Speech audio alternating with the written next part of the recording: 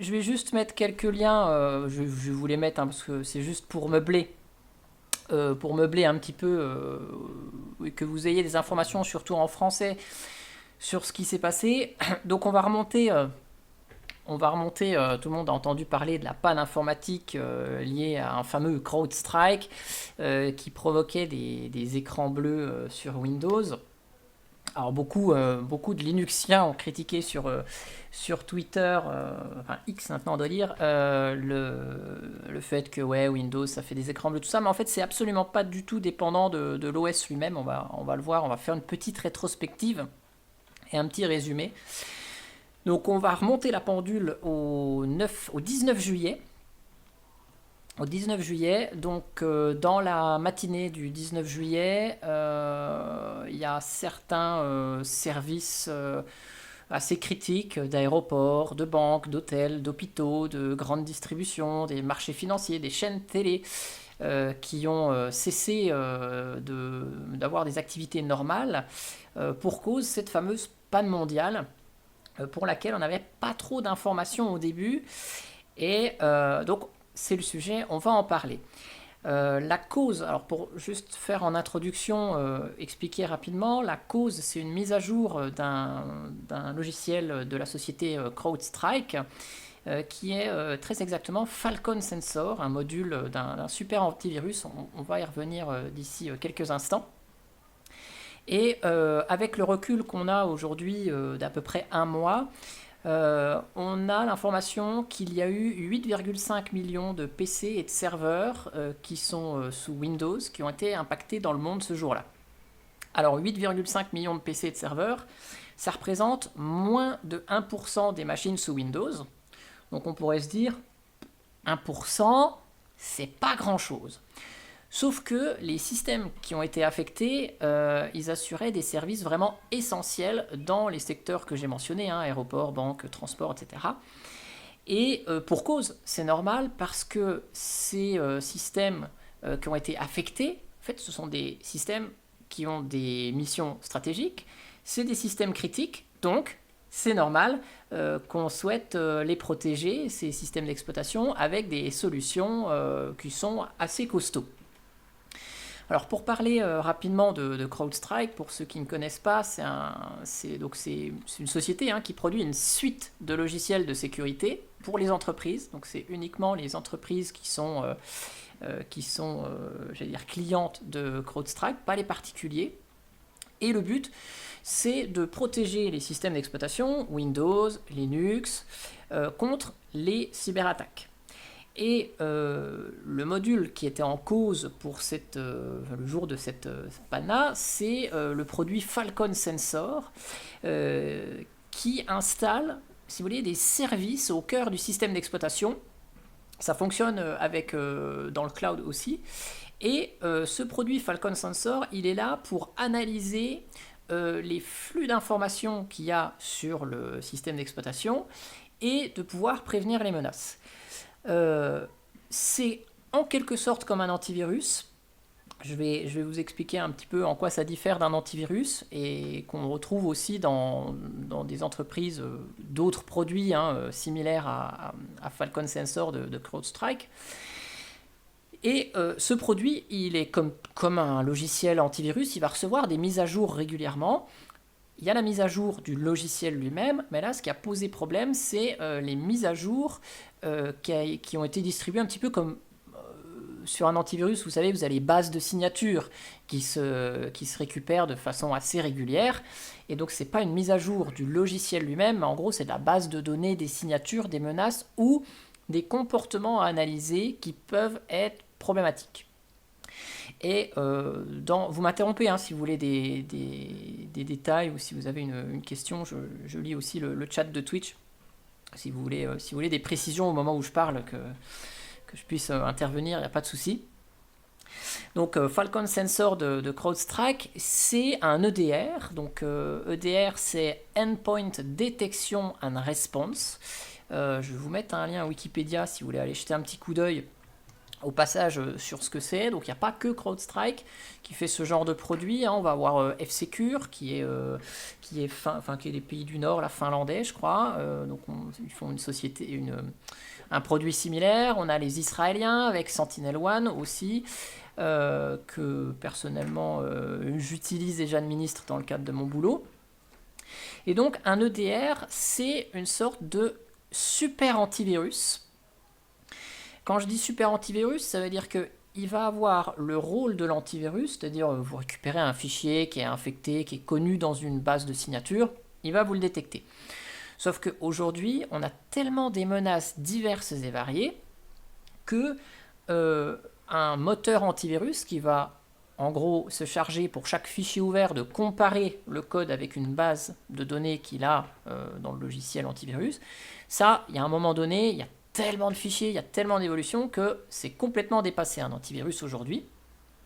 Les antivirus ont su s'évoluer au fil des années avec les analyses heuristiques. Donc ça, on les a aussi sur les antivirus personnels quand on est sous Windows. Donc l'analyse heuristique va analyser le comportement des programmes sur le système et éventuellement bloquer et dire non, ça je bloque parce que c'est un comportement qui n'est pas normal sur mon système. Ça, c'est là où s'arrête l'antivirus, j'allais dire, pour particulier. Et l'EDR va aller plus loin. C'est notamment dans le R de Response, donc EDR, Endpoint Detection and Response. Endpoint, ça veut dire on protège un système, un endpoint, un système cible, quoi. Détection, c'est s'il y a une menace, on la détecte. Et Response, ça veut dire on va donner des possibilités à l'administrateur de voir ce qui s'est passé après l'incident de sécurité. Et ça, c'est très intéressant parce que on a une machine qui va être vérolée, qui va avoir un logiciel malveillant. Sur ce logiciel malveillant, il va faire des actions sur le système. Si on veut savoir ce qui s'est passé à un moment donné, grâce à la console que l'EDR va nous fournir, on va pouvoir voir par exemple que le programme virus.exe qui s'est exécuté et qui a fait des choses sur l'ordinateur, on va savoir quelle clé de registre il a modifié, quel fichier il a ouvert, quel processus il a appelé, avec quelle ligne de commande.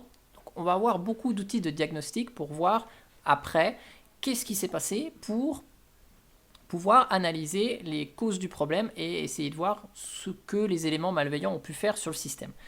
Donc c'est pour ça que je dis c'est un méga antivirus parce que ça fait plus que détecter, ça fait beaucoup de reporting. Et CrowdStrike a une notion supplémentaire où il se base sur un moteur d'intelligence artificielle qui va pouvoir interpréter de manière plus fine des comportements et des menaces et apprendre comment le système fonctionne et dès lors qu'il va y avoir une activité un peu plus suspecte, se dire ah, ça je vais peut-être bloquer.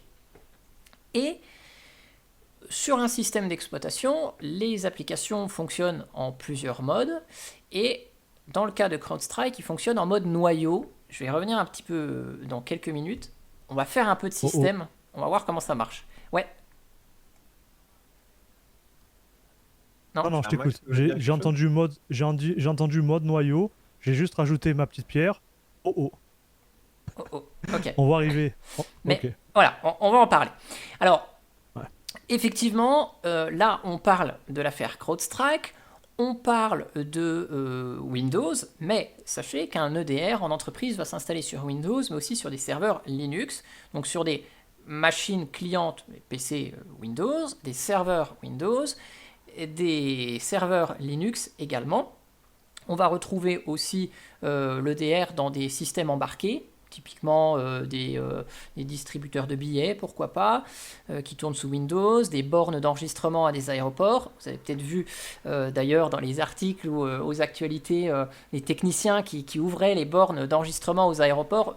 On va en voir justement parce qu'ils étaient en train de résoudre le problème après le souci CrowdStrike.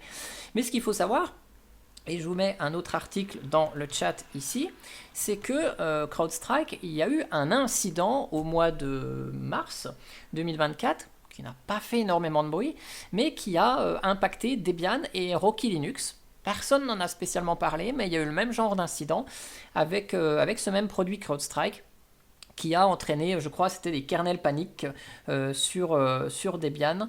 Alors, je ne vais pas relire l'article que vous avez à l'écran, je vous ai mis les liens si vous voulez aller jeter un petit coup d'œil plus tard. Mais voilà, donc c'est pas un problème qui est Ouais, c'est pas propre. idéal. C'est pas un problème qui est propre à Windows. Donc tous ceux qui ont dit ouais, vous voyez, Windows et tout, on devrait utiliser Linux en entreprise. Le problème, il est exactement le même, juste ça a fait moins de vagues parce que ça a eu moins d'impact. Ça aurait eu autant d'impact, je pense qu'on en aurait entendu parler aussi.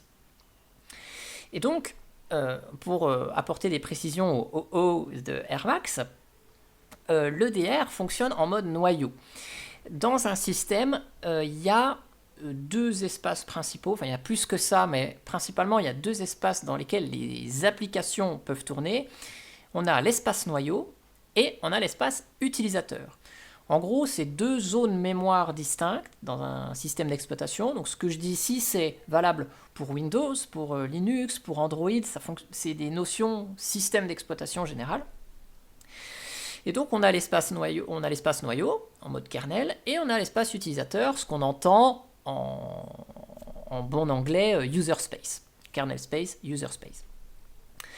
Et quand un programme va fonctionner en mode noyau, il va avoir un accès complet au matériel et aux ressources du système. Donc il est bien ancré dans le système, il est bien présent et les solutions de cybersécurité ont besoin de s'exécuter en espace noyau parce que toutes les opérations qu'un programme va faire dans l'espace noyau, on va pouvoir voir ce que fait un processus dans le détail, comment il communique avec un autre, on va pouvoir accéder directement à la mémoire, à certains nombres de périphériques, et c'est aussi le rôle de l'EDR, d'être en gros un analyste très approfondi de tout ce qui se passe sur le système pour bloquer les menaces. C'est pour ça que CrowdStrike fonctionne dans l'espace noyau, donc il a un accès direct au système, et donc si il se passe quelque chose si le logiciel a un comportement un peu inattendu, au lieu de planter tout seul dans son coin, vu qu'il travaille en mode noyau, il peut entraîner dans son crash ou dans ses actions des éléments du système et donc provoquer soit un kernel panique sur Linux, soit un écran bleu sur Windows, parce qu'il agit en tant que système sous Windows. On a l'utilisateur système qui est vraiment le super root pour faire une analogie. Et donc, vous lancez quasiment aucun programme en système. Il n'y a que les processus propres à Windows et les EDR qui se lancent en tant que système. Contrairement à l'espace utilisateur, le user space, où on a toutes les applications courantes qui s'y exécutent. Donc notre navigateur internet, nos jeux vidéo, tout ça. Et aujourd'hui, même la plupart des pilotes NVIDIA par exemple, pilotes AMD, eux, ils fonctionnent quasiment tous maintenant en mode utilisateur. Ils n'ont pas forcément un accès en mode noyau. Et donc c'est pour ça que maintenant, la plupart des cas, quand un pilote graphique plante, ça va faire cracher l'interface graphique, mais ça ne va pas entraîner un kernel panique sous Linux. La session graphique va se couper, mais le système reste opérationnel. Sous Windows, c'est un petit peu moins le cas, parce que souvent, le plantage de l'interface graphique entraîne un crash complet du système, c'est tellement lié. Mais voilà, en tout cas sous Linux, le pilote NVIDIA, il fonctionne pas du tout en mode noyau, il est en mode utilisateur. Il vient à cracher, c'est juste l'interface graphique qui plante, mais CTRL ALT F2, on peut être en session TTY et notre système est toujours fonctionnel. Donc ça assure quand même une stabilité du système de ne pas avoir des applications en mode noyau. Mais dans le cas de la cyber, des logiciels antivirus, tout ça, il y a besoin d'accès privilégié au système. Est-ce que c'est pas trop du chinois quand même ce que je dis? N'hésitez pas à m'interrompre ou à... Non, c'était très clair, Adrien. Déjà, merci. Parce que franchement, voilà. c'est du boulot. J'ai essayé de prendre quelques notes, j'ai beaucoup travaillé quand même pour essayer de vulgariser un maximum des choses qui sont finalement très complexes, très système.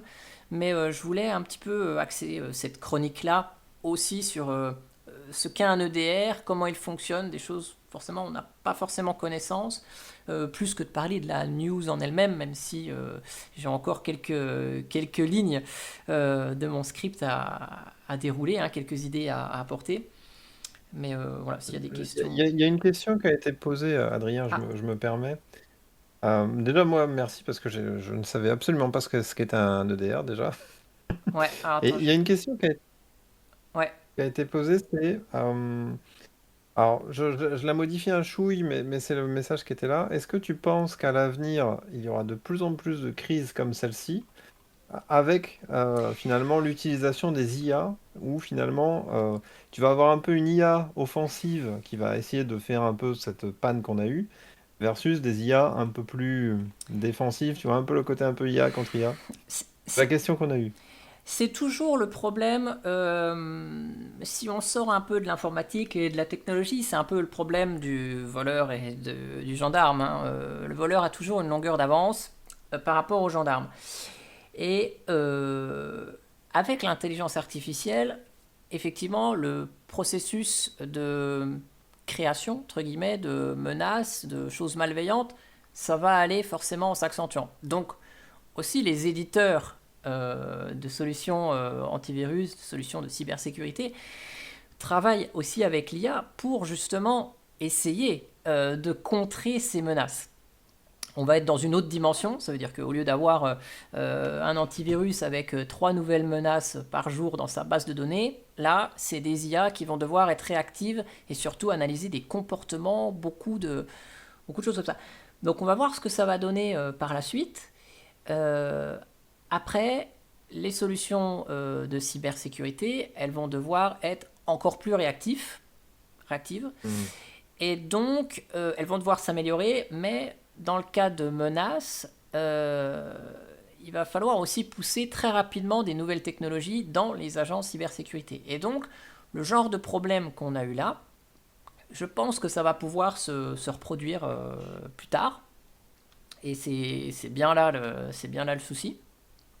Après, on peut quand même se réjouir de se dire, finalement, il vaut peut-être mieux un crash d'un système et effectivement, pendant que le Windows redémarrait, ben, il ne pouvait pas être infecté par quoi que ce soit parce que le système n'était pas opérationnel.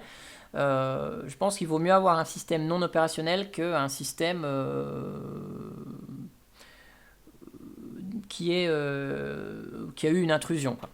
J'essaie de ne pas dire le mot Hmm. piraté pour éviter de se faire avoir avec le replay YouTube que vous mettrez. Donc Tu voilà, l'as quand même dit. ça va être un peu la course, ça va être un peu la course, ça va être un peu la course quoi. Donc bon, c'est quand même pas mal de se dire, au moins il y a des grandes sociétés parce qu'on l'a vu, hein, ça a posé des problèmes dans les aéroports, dans les chaînes télé, tout ça. On peut se dire que au moins ces services critiques prennent en compte les notions de sécurité. On a vu, leurs systèmes ont planté à cause d'un produit de sécurité, mais au moins on peut se rassurer en se disant, bon, ils prennent pas la sécurité à la légère. Oui. Euh, c'est sympa, ils ont une notion quand même dans la partie sécurité. Donc, ouf, finalement, c'est peut-être un mal pour un bien. Après, ce qu'il faut se dire, c'est que là, ce que je vous montre à l'écran, donc on a Linux qui a été impacté avec CrowdStrike, on a Windows qui a été impacté avec une mise à jour qui était un autre problème hein, que celui qu'il y a eu sous Linux. Il n'y a pas de système parfait. Il n'y a pas de système invulnérable, que ce soit aux pannes ou aux erreurs humaines. Et c'est aux équipes informatiques de travailler sur le sujet pour avoir un système d'information résilient qui fonctionne bien. Et la clé de ça, c'est l'hétérogénéité. Plus on va avoir des services critiques sur des types de systèmes différents ou avec des solutions différentes, euh, plus le système va être robuste dans son ensemble, puisque si on a par exemple CrowdStrike plus Windows qui est impacté, eh bien dans un système d'information, toutes les machines Linux ne sont Mhm. pas impactées par le problème. Il reste toujours des éléments qui vont être toujours en commun dans les systèmes d'information, c'est ça la problématique. Un EDR, on ne peut pas dire j'ai des systèmes critiques, je vais mettre la moitié de mon système d'information avec l'EDR CrowdStrike, la moitié de mon système d'information avec l'EDR Sentinel-One par exemple. C'est pas vraiment possible parce qu'un EDR ça se configure, ça apprend, il y a beaucoup de règles. Et donc parfois pour la gestion, pour la simplification de la gestion d'un système d'information dans son ensemble, c'est bien d'avoir quand même des systèmes homogènes. Donc il faut trouver le juste milieu pour essayer d'allier facilité d'administration, mais aussi robustesse du système par l'hétérogénéité, quoi. Je ne sais pas où je suis parti là, mais j'espère avoir répondu à la question. C'est pas dans le script, ça. Et c'est pour ça, voilà, ça c'est pas dans le script, d'où le script aussi, c'est pour essayer de rester sur les idées maîtresses. Donc juste au passage, pour continuer un petit peu sur CrowdStrike, vous savez qu'en France on a le CERT, qui est l'agence, le CERT c'est écrit un tout petit, je sais même plus ce que ça veut dire CERT, mais c'est piloté par l'ANSSI, l'agence de la sécurité, ANSSI, Agence nationale des sécurités des systèmes d'information. Et sur leur site cert.ssi.gouv.fr, dont je vous mets le lien dans le chat, ils ont fait une page, un bulletin d'actualité sur la problématique CrowdStrike, avec énormément d'informations, le contexte, qu'est-ce qui s'est passé, la synthèse des recommandations et de remédiation. Donc ça s'adresse plutôt à des informaticiens, mais c'est encore assez facile à lire. Donc si vous voulez lire ça, on est tous un petit peu technophiles, c'est encore pas pas super technique. Et sur cette page-là, donc nous, on pouvait se tenir en tant que professionnels de l'informatique, on pouvait se tenir au courant en français avec cette agence qui habituellement communique sur des menaces, toute la notion cyber, mais là, CrowdStrike a été très transparent et ils ont communiqué très rapidement sur le fait que la panne mondiale c'était de leur faute et que c'était pas une cyberattaque. En plus on était post-JO, on était pré-JO, juste avant les Jeux Olympiques, donc il y avait aussi un contexte mondial qui était assez important et donc les menaces de fichant en l'air des systèmes d'information étaient vraiment réelles. Donc ils ont tout de suite communiqué pour dire quand même attention, non, c'est pas un acte de malveillance, c'est notre logiciel, il a fait un truc un peu bizarre, donc c'est entre guillemets sous contrôle, c'est quelque chose de connu. Voilà. Et il y a un truc qui a peut-être permis d'avoir l'information très rapidement que était en cause le logiciel CrowdStrike. Petit aparté qui a quand même son importance, c'est que juste avant l'envoi de la mise à jour problématique de CrowdStrike, il y a eu un incident chez Microsoft. Vous en avez peut-être pas entendu parler parce que ça s'est vraiment noyé dans la masse par rapport à la partie CrowdStrike, mais il y a eu 2 incidents et juste avant la mise à jour problématique de l'EDR de CrowdStrike, la plateforme cloud de Microsoft, donc Azure, qui est très utilisée par les entreprises américaines et même françaises, a subi un incident interne. Et ça a impacté donc ces hôpitaux, toutes ces grosses structures qui ont une partie de leurs services dans des machines virtuelles dans le cloud de Microsoft. Et l'instance de Microsoft qui est tombée en panne a plutôt concerné des entreprises américaines dans le centre des États-Unis. Et c'était la partie Office 365 qui a posé beaucoup de soucis, la partie mail, stockage, espace collaboratif. Les 2 incidents sont pas liés, mais le fait que la panne du cloud Azure de Microsoft ait été résolue au moment où il y a eu la mise à jour problématique de CrowdStrike, panne qui était due à une erreur de configuration réseau de la part des administrateurs de Microsoft, donc pas du tout de la cyber, pas du tout CrowdStrike était en cause. Il y a un certain nombre de machines virtuelles qui ont redémarré après la panne. Et ces machines virtuelles qui ont redémarré Windows, elles avaient reçu la mise à jour problématique de CrowdStrike. Et lorsque ces VM ont redémarré, elles ont fait des écrans bleus. L'acteur qui a identifié que le problème était l'EDR de CrowdStrike n'était ni Microsoft, ni CrowdStrike lui-même, mais Google. Et oui, je vous mets le lien dans le chat également. Donc sur les VM Windows qui ont commencé à rebooter, c'est Google qui a identifié que la mise à jour de CrowdStrike était problématique. Je vous mets un peu plus gros ici, le lien que je vous ai mis. Et ici, donc, Google Cloud a détecté que les machines virtuelles Windows avaient un écran bleu de la mort et avaient des crashs et ça redémarrait en boucle. Et toutes ces machines Windows faisaient fonctionner CrowdStrike Falcon. Et donc, c'est Google qui, grâce à la panne entre guillemets de Microsoft, a détecté des anomalies de redémarrage des machines et a identifié que c'était CrowdStrike, qui a donc prévenu CrowdStrike pour avoir une résolution, un correctif assez rapide de leurs produits. Donc vous voyez, c'est assez rigolo quand on essaie de creuser un petit peu ce sujet, parce que ça n'a rien à voir avec Microsoft, Windows, mais finalement c'est grâce au crash d'une partie du Cloud Azure qu'on a vu le problème, que Google a vu le problème et que tout s'est enchaîné. Donc ça, c'est un petit peu ce qui s'est passé dans la chronologie. Et donc, pour rassurer assez rapidement tout le monde, l'entreprise CrowdStrike a très très vite dit « Ok, le problème vient de nous ». Et CrowdStrike a été très transparent puisque sur leur site, ils ont fait, alors je vous le mets aussi dans le chat, ils nous ont fait en français, même si c'est traduit, et ils nous disent la version anglaise et la version de référence.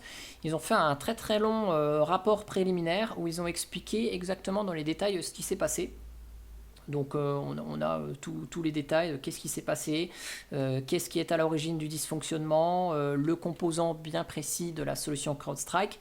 Donc c'est une petite mine d'informations qui m'a permis aussi de rédiger les quelques notes pour vous parler de ce sujet-là.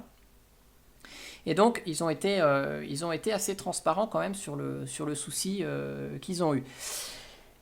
Et donc, un correctif a été envoyé assez rapidement, mais entre-temps, il y a des machines qui étaient sur une boucle de redémarrage. Donc effectivement, comme il est écrit dans le chat de Twitch, là, il ne fallait pas rebooter la machine. Ça veut dire qu'on a une mise à jour problématique. On a eu quelques heures plus tard un correctif. Si entre-temps la machine n'a pas redémarré, la machine elle n'a pas eu de souci. Par contre, si entre la mise à jour problématique et le correctif, la machine a redémarré, là elle était dans un cercle vicieux de redémarrage en boucle. Sachant que les mises à jour des bases de données de l'EDR n'entraînent pas un reboot de la machine comme on peut avoir un reboot quand on va mettre à jour le programme de l'EDR lui-même. C'est comme dans l'ancien temps, quand on avait tous un antivirus sur Windows, le fameux Avast qui vous dit « la base virale a été mise à jour », vous n'allez pas redémarrer la machine quand la base s'est mise à jour. Et donc, sur les machines plantées, il y avait un correctif à appliquer pour que notre machine puisse redémarrer. Et ce correctif, c'était de supprimer un fichier problématique. Alors, je sais pas... Ouais, voilà. C'est marqué sur le site du CERT. Il faut aller donc dans C Windows, System 32, Driver CrowdStrike, et repérer le driver C-000-291.sys, qui est le fichier qui a été impacté par la mise à jour problématique. Alors, la solution, elle est simple, me direz-vous. C'est bien. On a juste un fichier à enlever. Sauf que la machine, elle démarre pas. Alors, il y a quatre... Désolé. Et c'est vrai. La machine ne démarre pas. Il faut supprimer un fichier.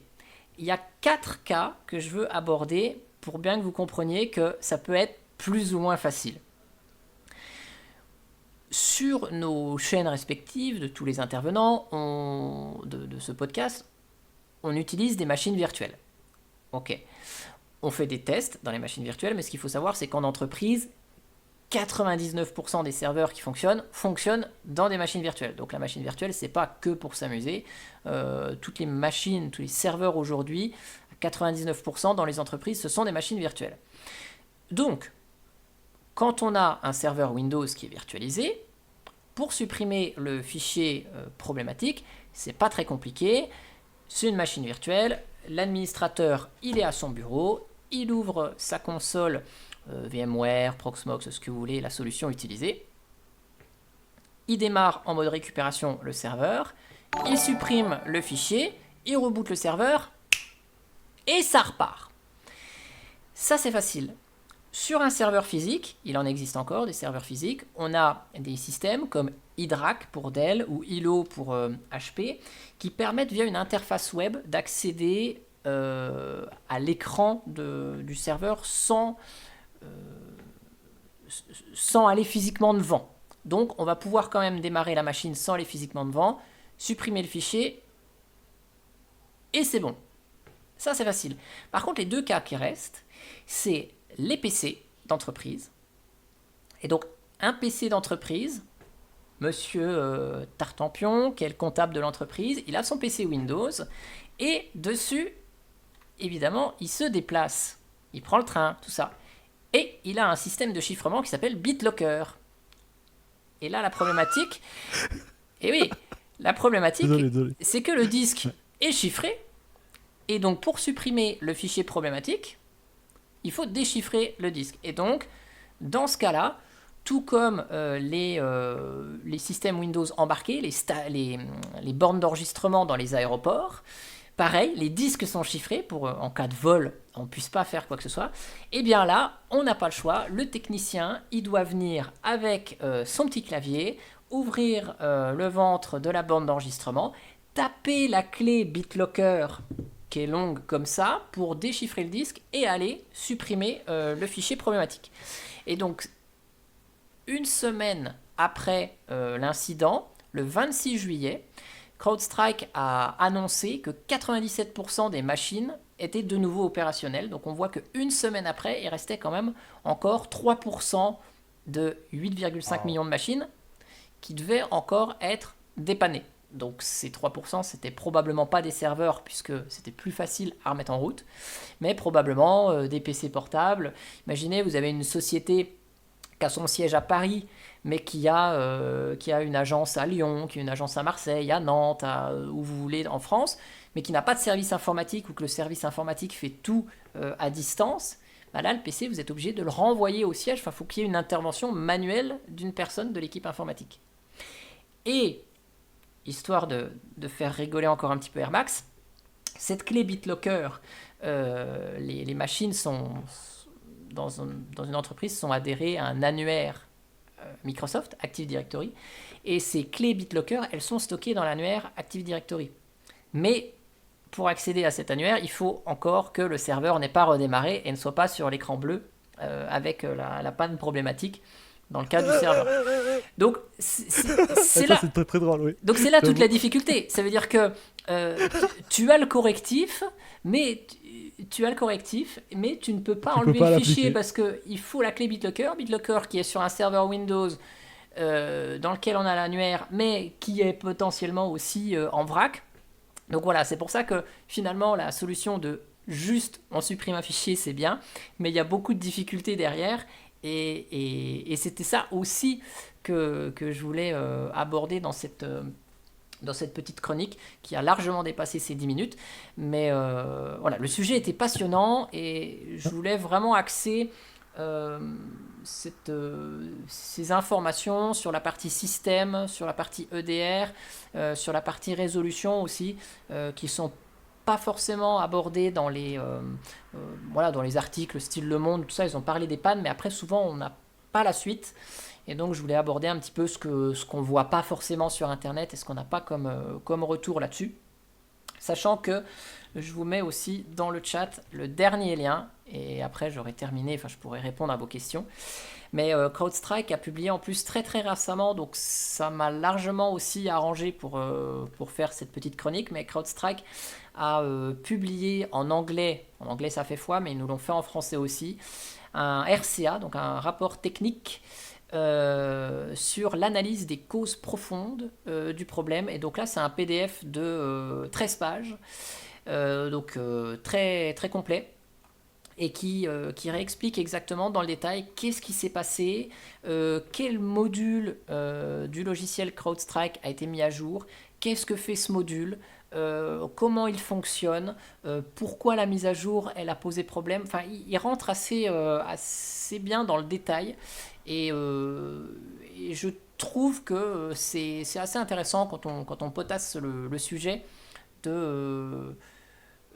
d'aller plus loin et dans le PDF, alors je vois la remarque de Camille, hein, mais ici, tu vois, dans le PDF, ils expliquent. Donc là, c'est carrément CrowdStrike qui communique, hein, qui donne les éléments. Ils auraient pu. Adrien, tu te fais troller Ah ouais, parce que Camille trouvait ça un ok. peu long.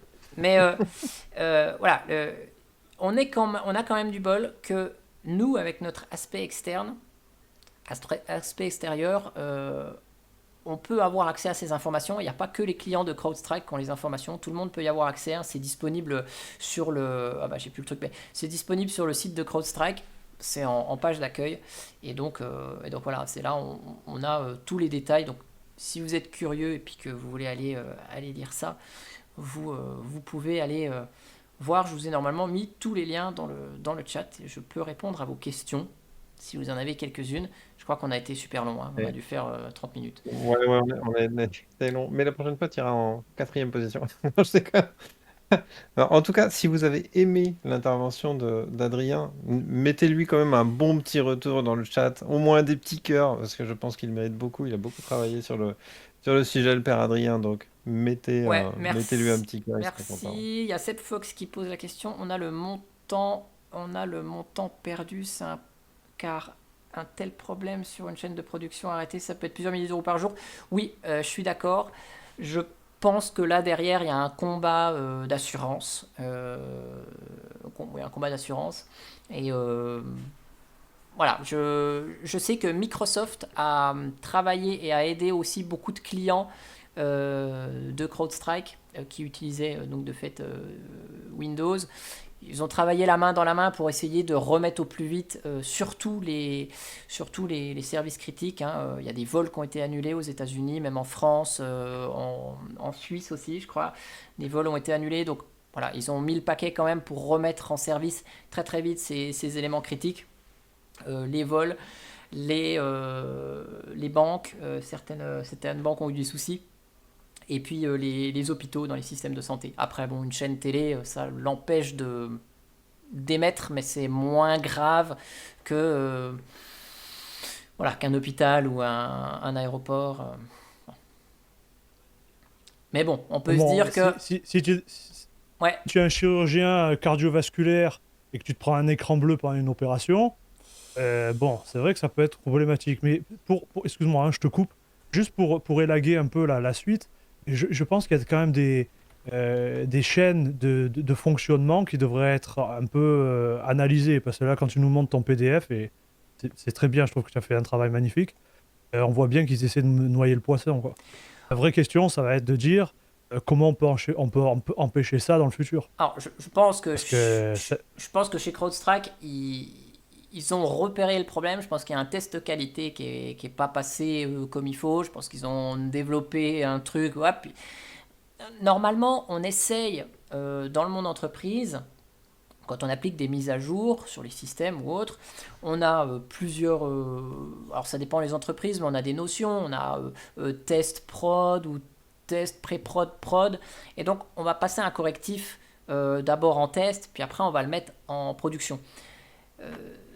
Donc, en principe, des grosses pannes, on ne les voit pas. Par contre, dans le cas d'un EDR, souvent, il n'y a pas forcément ces notions. Le correctif, il est envoyé à tous les systèmes.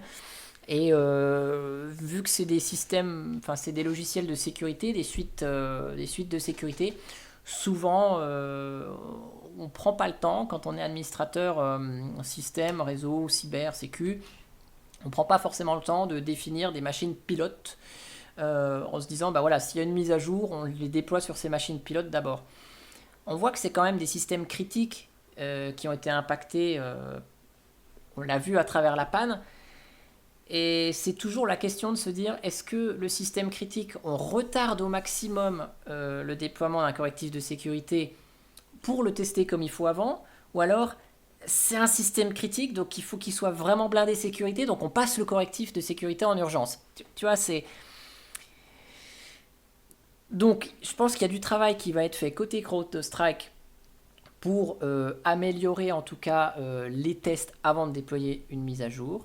Et je pense que même les DSI, hein, les directions informatiques des différentes sociétés qui ont été impactées, vont essayer aussi de revoir, à cause de cet incident, leur stratégie de mise à jour pour savoir où est-ce qu'on met le curseur, comment on fait. Enfin, en tout cas, quand on a un problème, Compliqué, hein. Ouais. quand on a un problème, c'est pas de se dire ok, c'est bon, on a supprimé le fichier, c'est bon, nos machines elles sont reparties, c'est bon. Non, c'est de se dire pourquoi ça a déconné et qu'est-ce qu'on peut faire demain pour pas que ça déconne. Et Exactement. ceux qui n'ont pas été concernés par le problème, par exemple ceux qui ont le DR Sentinel-One ou ceux qui ont le DR F-Secure ou une autre solution, il faut qu'ils se posent la question, ok, aujourd'hui, c'est les autres qui ont eu le problème, Si demain c'est nous, est-ce qu'on est prêt à résoudre le problème? Et si oui, comment? Est-ce qu'on a un scénario de crise? Est-ce qu'on a un plan de continuité d'activité, de reprise d'activité?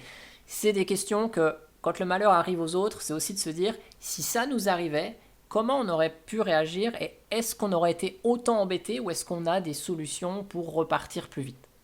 C'est aussi la sagesse qu'il faut avoir et cet état d'esprit quand on n'est pas impacté par un problème, de se dire ça aurait pu nous arriver, qu'est-ce qu'on peut mettre en œuvre, nous, si jamais on aurait été dans ce cas-là pour ne pas qu'on ait le problème. Voilà. Ok. Je vais devoir arrêter là, Adrien. Oui. On va passer à la suite. Je suis en bas de mon... Je suis en bas de mes notes. Hein. Voilà, la conclusion, c'était Bon, mieux vaut un EDR qui sécurise que rien du tout. Voilà, c'était ça la conclusion que je En tout cas, voulais merci beaucoup poser. pour le taf. Hein. Incroyable. Donc normalement, ouais, Toujours vous avez tous les liens dans le... Hop là, j'enlève mon écran. Normalement, vous avez tous les liens dans le Twitch